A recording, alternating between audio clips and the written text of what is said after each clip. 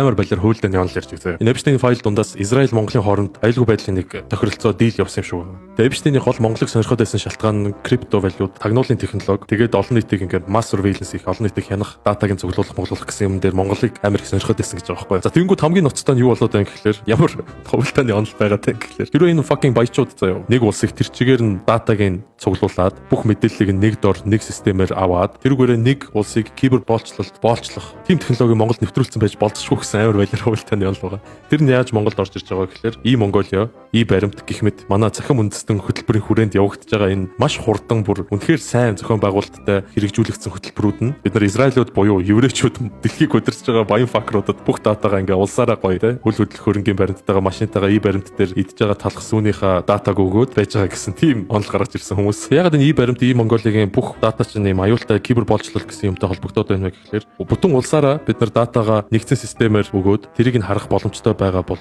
таны хөдөлгөөн бүрийг урьдчилан таамаглах боломжтой. Таны өгж байгаа сонгуулийн санал, таны худалдаж авах бүтээгдэхүүн, таны дараагийн худалдаж авах байр, таны дараагийн нүүж очих хороолол хороо, тэгээ таны худалдаа авах чадвар бүх юмыг чинь хянаад таныг мэдхээс ч таны өмнө яг хэрэгтэй бүтээгдэхүүнийг чинь авчраад өмнө чинь тавина. Тэгээ та өөрөө дур мэдэн сонголт хийхэ болно гэсэн үг. Ингэснээр та өөрөө ч мэдлгүй ингээ кибер боол болцсон байна гэсэн. Тэгээ бас хамгийн амар хэсэг нь болохоор юу гэхээр саяхан энэ нэг Microsoft Edge гэдэг браузераар ороод манай Mongolia-гаас авсан үйлчилгээнүүд тэдний үр дүн ингээд индекслэгдээд гарч ирэх боломжтой гэсэн кибер аюулгүй байдлын ноцтой зөрчил гарсан. Тэгээ Mongolia баримт гэдэг юм бидний амьдралыг хялбар болгож байгаа юм хэдий боловч хэрвээ бид нар гадныхантай ямар нэгэн байдлаар нууц тохиролцоо хийгээд эсвэл бол тохиролцоо хийсэн хийгээгүй бид нар өөрсдөө ч мэдлгүй тэр хүмүүст датагаа өгж байгаа бол энэ харин маш ноцтой асуудал. Тэгээ энэ бол мэдээж хувилдааны онол. Бид нар үнэхээр юм болсон гэдэгт бол итгэмээргүй байна. Гэхдээ юмыг юм ачимдгүй те бид үлээ кибер аюулгүй байдал дээр улсаараа нийтээр арт түмнэрээ 90 сая төгрөгөгийг оюутны дэмжигдэх хуудаснаас санал тавихад эргүүлээд мөнгө өгдөг арт түмэн байх юм бол угаасаа бид нар бол cooked. We're fucking cooked bro. Бид нар яанда панда туршилтын тулаа болцсон явж байгаа юм биш үстэй. Хэрвээ тэр үнэн бол үгүй л гэдэг.